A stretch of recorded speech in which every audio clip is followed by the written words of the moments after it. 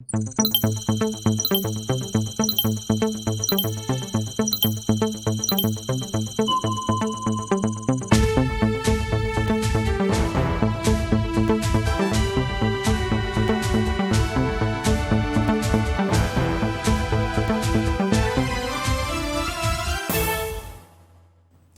sommaire de cette édition, la Convention des organisations de la société civile pour l'observation domestique des élections CODEL présente son rapport des élections de 2020 au chef de l'État.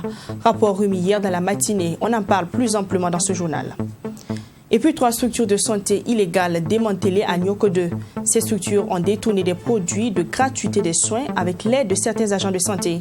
9 personnes au total ont été mises aux arrêts. Enfin, les rideaux sont tombés sur la 5e édition de la Ciné Droit Libre au Mali. C'était en fin de semaine dernière. Entre les différentes activités culturelles et rencontres de réflexion, la question des droits humains et celle de la démocratie était à l'honneur. Bonjour à vous et merci de nous rejoindre.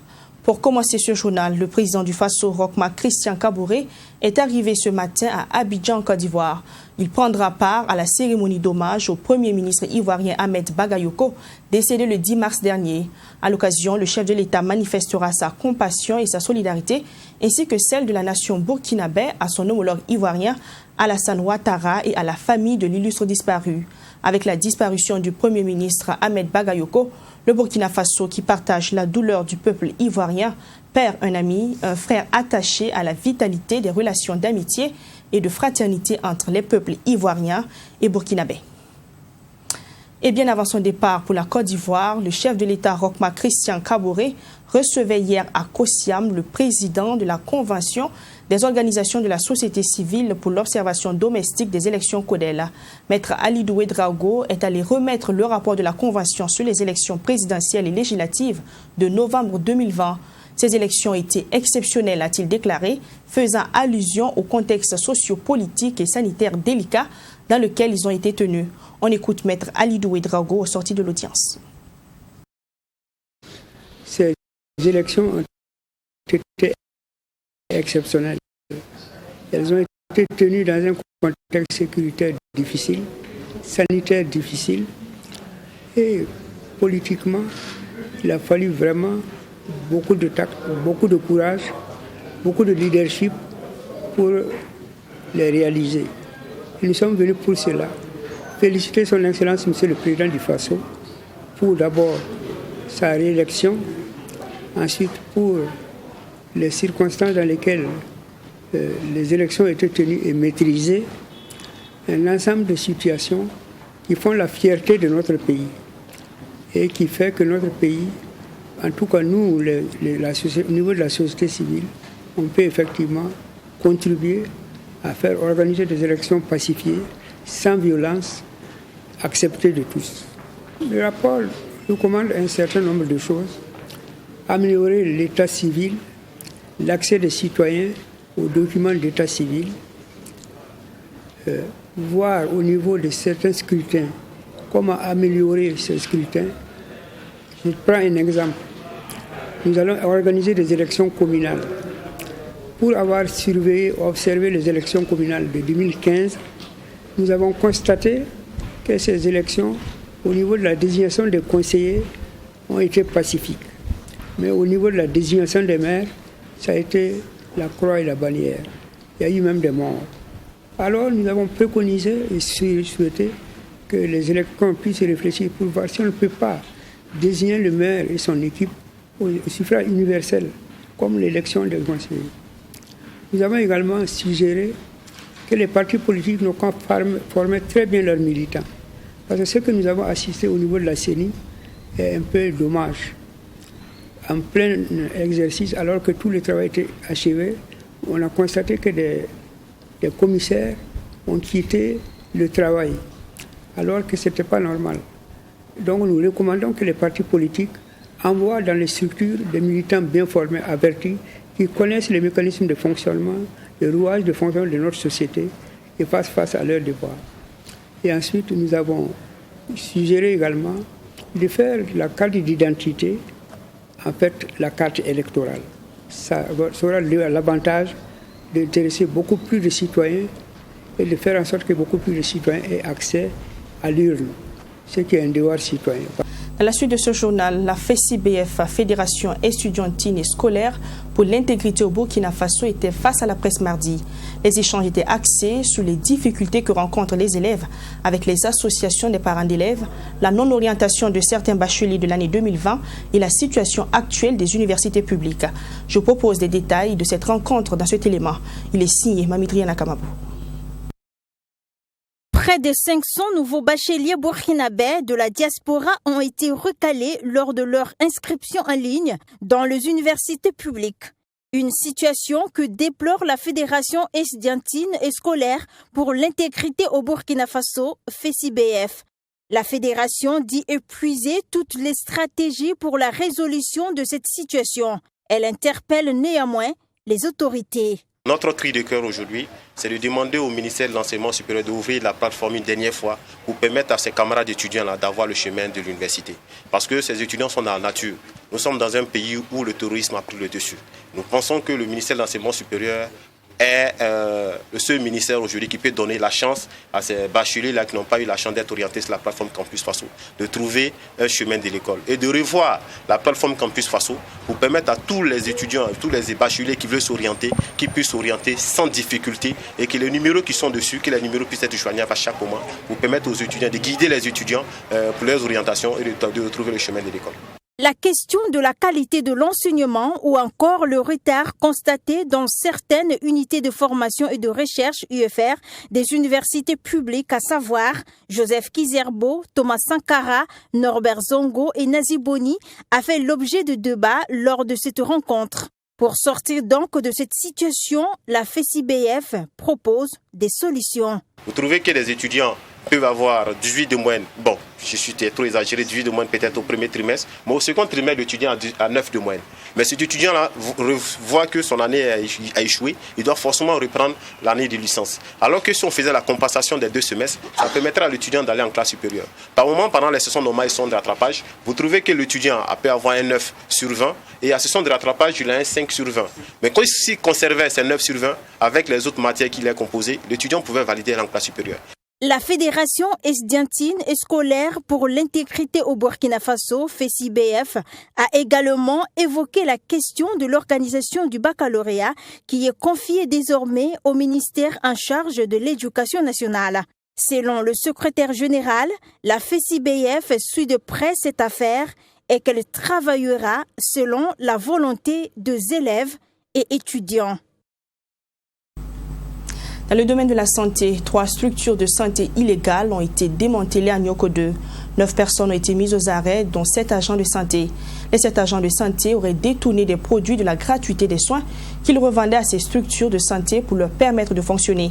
Des structures de santé qui n'ont ni le droit d'exister, ni les compétences pour la prise en charge des malades. Ce sont des révélations faites par la gendarmerie de Nongol-Masson suite à des investigations. Michael Tougri pour plus ensemble. Ce sont 2 cabinets de soins, Maneketa et infirmier Lafito Kaye, ouverts et exerçant en toute illégalité à Nioko 2, démantelés par la gendarmerie de Nongol-Masson. Les produits de soins saisis et ici présentés par les hommes du major Abdoulaye Sawadogo sont destinés à la gratuité des soins. Ces 2 cabinets de soins fonctionnaient avec la complicité de certains agents de santé et sans aucune autorisation. C'est des produits destinés à la gratuité des soins aux populations. À la question maintenant de savoir s'il détenait un document, une autorisation quelconque qui le permettait d'exercer ce métier, il nous a déclaré qu'il ne possédait aucun document. Mais il affirme avoir ouvert son centre de santé en association avec un docteur que nous avons nommé AB, qui exerce à Dori. Il précise aussi que cela a été possible avec la complicité d'un agent de santé retraité que nous avons nommé CD,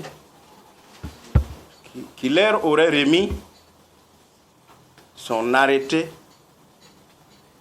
de création de son cabinet de soins.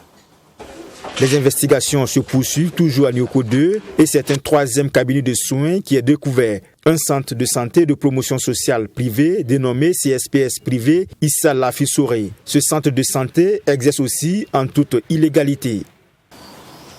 Cette structure composée d'une salle d'hospitalisation, une salle d'accueil, une salle de consultation, un dépôt pharmaceutique et qui est de la propriété d'une autre personne du nom de KI que nous avons surnommé. Ce dernier est un infirmier diplômé d'État. Lui aussi également ne dispose d'aucun document légal pour exercer ce métier. Selon le commandant Abdoulaye Sawadogo, 9 personnes sont déjà mises aux arrêts, dont 7 agents de santé. Et face à ces pratiques illégales qui prolifèrent spécifiquement dans les zones non loties, il invite les populations à plus de vigilance et à dénoncer toute structure sanitaire illégale au service de police judiciaire. 17 tracteurs, 60 motos, 13 égreneuses, 13 motoculteurs. C'est en quelque sorte le matériel qui a été offert aux entrepreneurs agricoles de la région de l'Est par l'Agence française de développement. Cérémonie de remise du don ce jeudi 11 à Fadangourma. Cérémonie présidée par le ministre de l'Agriculture qui a également coïncidé avec l'inauguration de la direction régionale en charge de l'agriculture.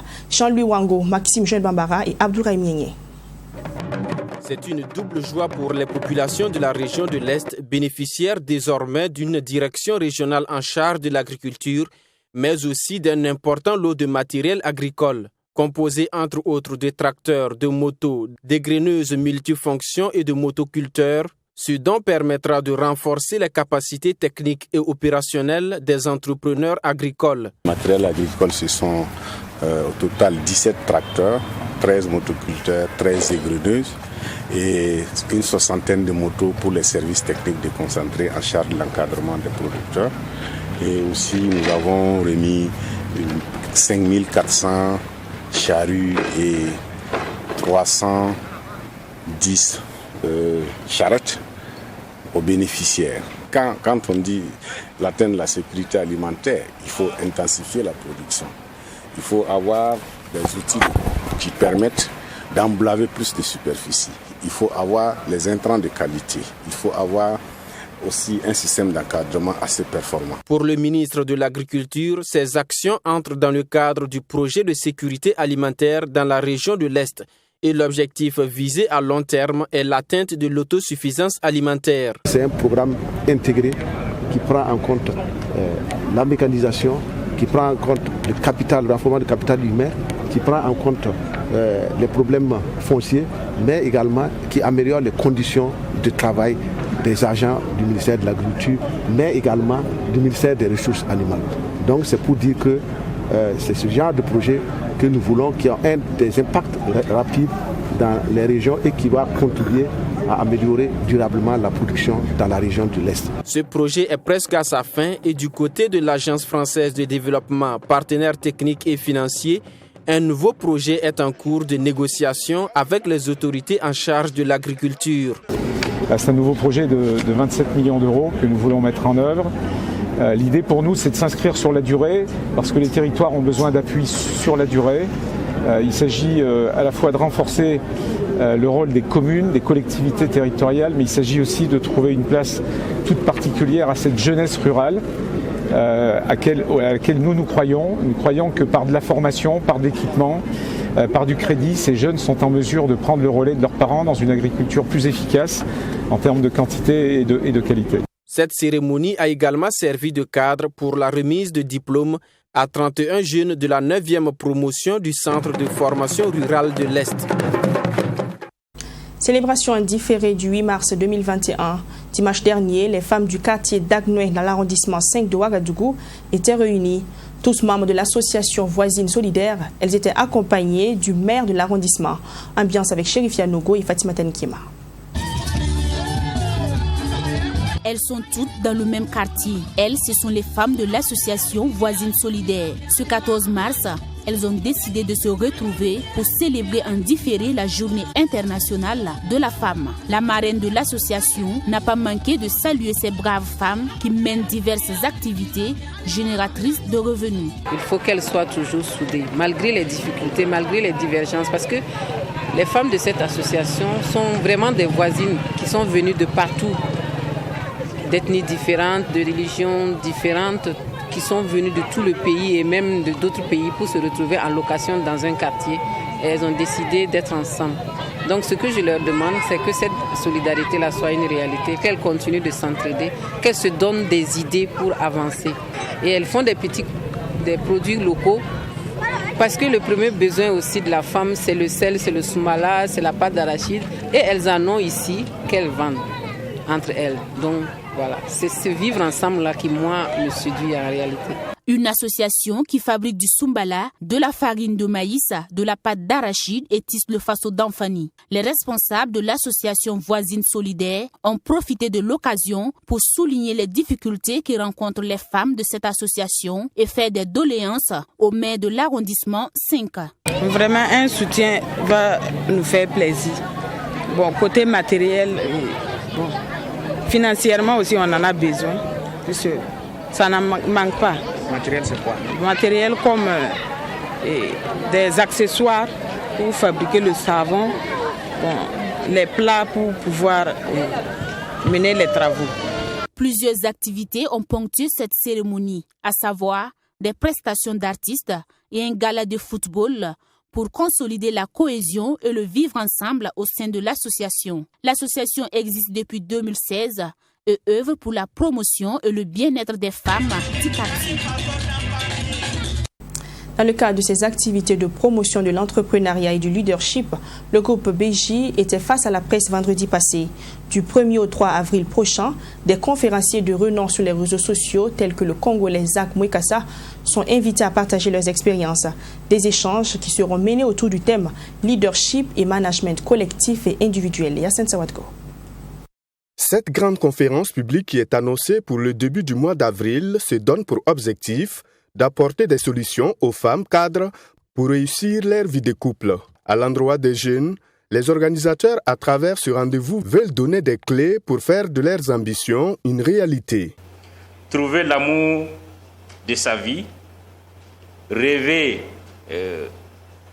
du travail qu'on aimerait avoir, rêver du poste de responsabilité qu'on aimerait assumer, fonder une famille stable, voilà autant d'ambitions et autant de problèmes qui habitent la tête de la plupart de nos citoyens.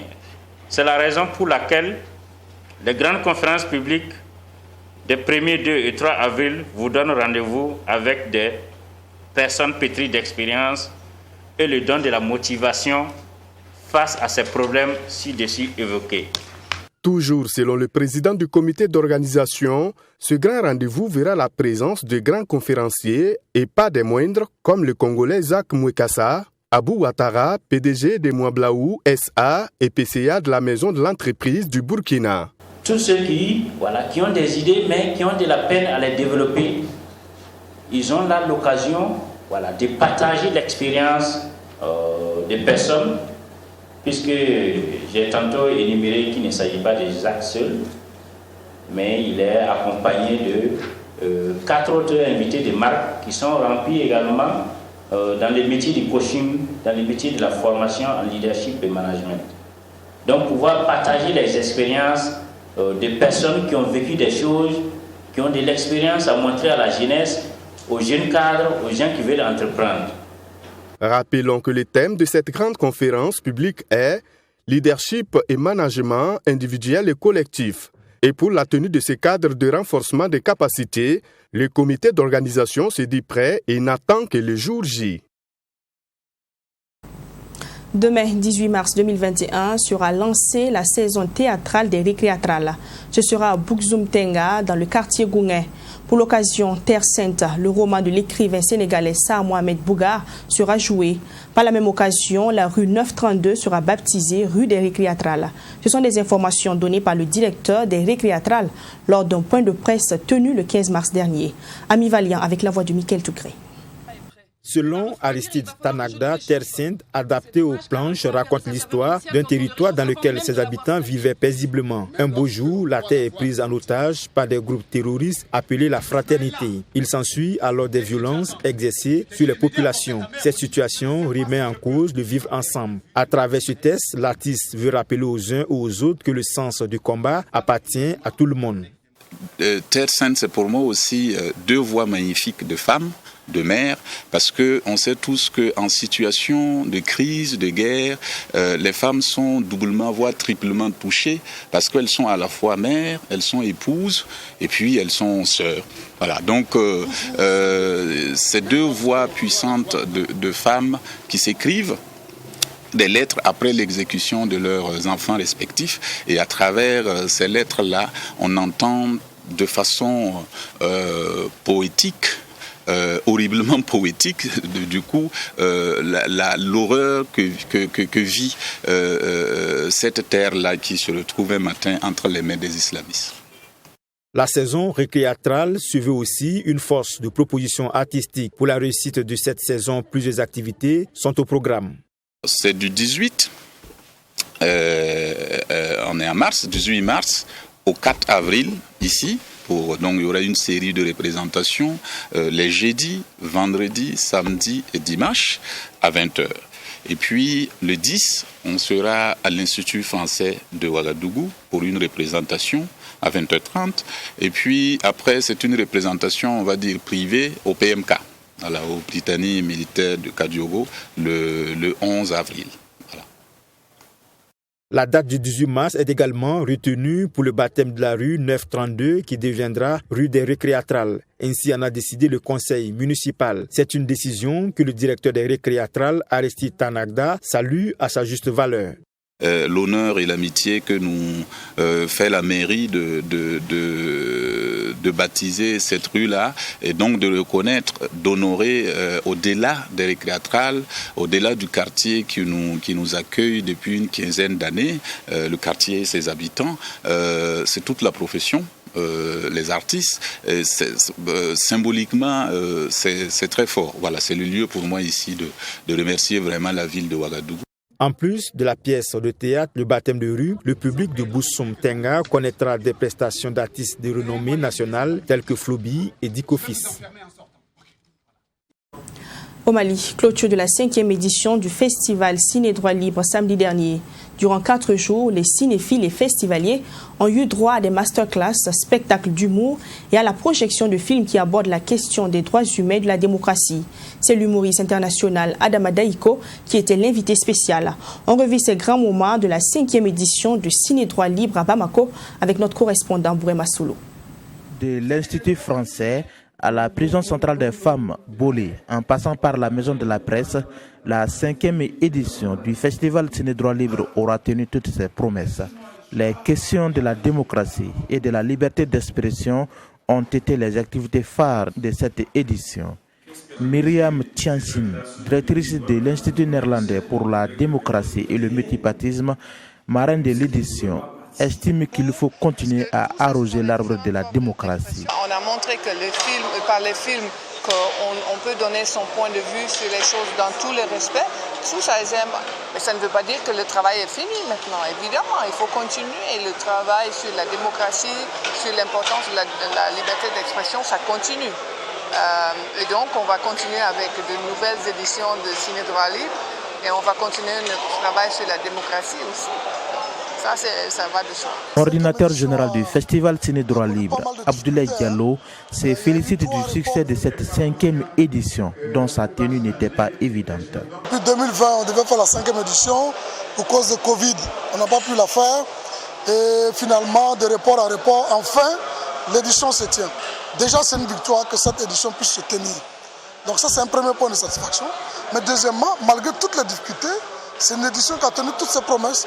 Toutes les activités programmées ont été réalisées avec beaucoup de succès, une bonne participation du public au-delà des espérances, une bonne soirée de clôture dans l'humeur et dans la conscientisation. Donc mes sentiments, c'est les sentiments de quelqu'un de très satisfait d'avoir pu réaliser cette activité qui s'annonçait très difficile. Le recours à l'humour pour promouvoir la démocratie et la liberté d'expression a été, selon Mokhtar Bari, coordinateur du Ciné droit libre Bamako, la particularité du festival de cette année. Nous avons mis l'accent cette année principalement sur l'humour, donc avec un masterclass avec Adama Daiko, Moussa Petit Sergent, Yoro Diakité, Ronald Guindo et Paracetamol, et avec un spectacle comme de clôture, tout en humour. Donc l'autre particularité, nous sommes revenus encore avec le graffiti. L'édition 2021 du Festival Ciné droit libre Bamako a vu la participation des humoristes maliens, burkinabés et ivoiriens. Des débats sur la démocratie malienne et la réalisation des fresques sur le même thème ont été aussi des programmes. Gestion de carrière professionnelle et vie familiale. Comment concilier les deux pour la femme actuelle? Un panel de femmes leaders qui, à l'occasion, partageaient leurs expériences personnelles avec la Jeune Chambre internationale à Abidjan. Yamba Kabri. La famille est le socle de la société et la femme est le pilier incontournable de ce socle. Avec l'émancipation et le besoin d'autonomisation financière de la femme, comment concilier gestion familiale et responsabilité professionnelle? Tel est le défi à relever pour la femme moderne. La Jeune Chambre internationale Abidjan Soleil a réuni un panel important de femmes leaders au fin de leur faire partager leurs expériences personnelles dans le mois qui leur est dédié pour la promotion et la protection de leurs droits. Comme nous l'avons dit, il faut que notre conjoint, si nous sommes mariés, puisse partager notre passion avec nous, qu'il puisse être notre complice, qu'il puisse être cet ami, ce frère, qui puisse nous accompagner dans notre mission. Je suis mariée depuis 14 ans. Ça ne m'a pas empêché de continuer à progresser au plan professionnel. Mais je pense que mon expérience est positive puisque j'arrive à le faire. Et comme je l'ai dit dans le débat aujourd'hui, il faut avoir l'homme ressource qui va nous aider à comprendre ces choses-là. Et ça, c'est la base parce que si à la maison ça ne va pas, ça ne peut pas aller au travail. Sans ma famille, il serait difficile de pouvoir réussir tout ce que j'ai réussi parce que c'est la créativité. La créativité a besoin de la positivité. Des succès qui impliquent tout de même des approches pertinentes. Une femme qui prend de l'ascendance est toujours mal vue ou souvent très mal compris par son mari et il est toujours à se poser des questions, mais où est-ce qu'on va, qu'est-ce qu'elle fait? Donc en tant que femme leader, femme engagée, nous avons le devoir de rassurer d'abord notre homme, notre conjoint. Les hommes en sont bien conscients et approuvent. Savoir choisir son homme, c'est le premier problème aujourd'hui. Si tu as pu choisir ton homme, que ce dernier te comprend, tu peux exceller dans ta vie. Elles préfèrent donc le duo au duel avec les hommes, même si elles se reconnaissent être des étoiles. C'est de croire en soi et se dire que être femme, ce n'est pas être opposé aux hommes. Les hommes et les femmes doivent pouvoir créer un duo pour le bien-être de leur communauté. Je voudrais vous dire que vous êtes des étoiles. Vous êtes des femmes battantes. Vous pouvez faire au-delà de ce que vous pensez. Il faut seulement oser. Il faut avoir confiance en soi. Et puis il faut être persévérante. Il faut retenir que nous ne sommes pas des magiciennes. Nous, femmes, nous ne sommes pas des magiciennes. Nous ne sommes pas des superwomen. Nous ne sommes pas des femmes qui pouvons faire au-delà de nos capacités. Il faut faire plutôt toujours de son mieux, de donner toujours son maximum, car cela paye toujours. Des étoiles certes, mais pas des magiciennes, donc il faut savoir garder la tête sur les épaules pour demeurer des étoiles qui illuminent et non des étoiles qui brûlent ou se brûlent. Voilà, c'est la fin de ce 13h. Merci pour la confiance renouvelée au programme de Truth TV. À demain pour le quatrième 13h de la semaine.